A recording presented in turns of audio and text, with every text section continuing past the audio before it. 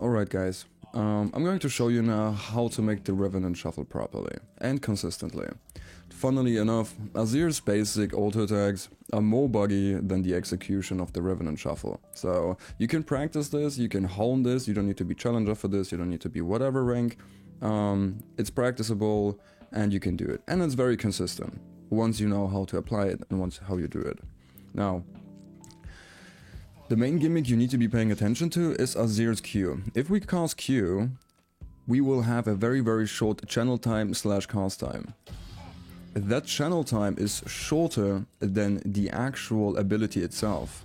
See? If I press Q, you see this bar here that pops up, Conquering Sands? This casting channel time is done quicker than the actual ability itself. Did you see that? So, and now all we need to do is, as you try to go for the drift, is simply avoid pressing the ult during the channel time. You want to wait till that channel time is over, and then you can feel free to cast your ultimate in whatever direction you desire. So, I like to do it when I'm further away, so this gives me usually a better and easier time to prime my brain to it, to time it properly, and there you go.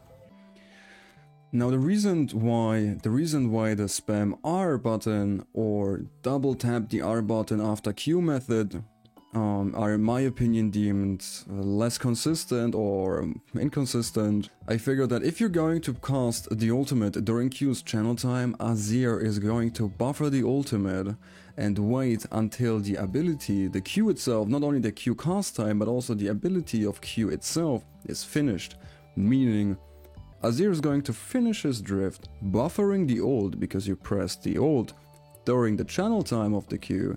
He's going to buffer the ultimate, finish the Q part of the drift, and then cast the ultimate ability, even though you might not be pressing the R button anymore, and cast the ultimate as he lands at his destination. This seems very inconsistent, and yeah. I remember sitting in practice stall, I don't know, for an extended period of time, testing it around, trying to find the timing or whatever, spamming the R button, double tapping the R button, and it was never consistent. With the method that I just explained to you to what to pay attention to, it makes kind of sense within the game's rules as its physics and how this game is supposed to be functioning. That makes sense, and in turn when you try it over and over again, it seems to work every time. So therefore I'm going to tell you this is the consistent way. Ever since I'm doing it this way, it has been treating me like a blessing.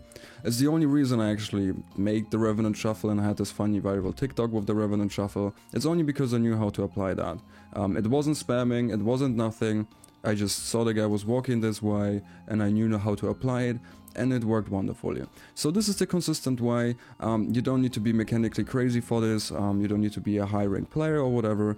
Everyone can do this because now you know what you need to, now you know what you have to pay attention to. I hope you guys will have fun with this. You can freestyle a lot with this as well. You can also just press E ult, by the way, because the E doesn't have a casting time. So I hope you guys are going to have a lot of fun with this.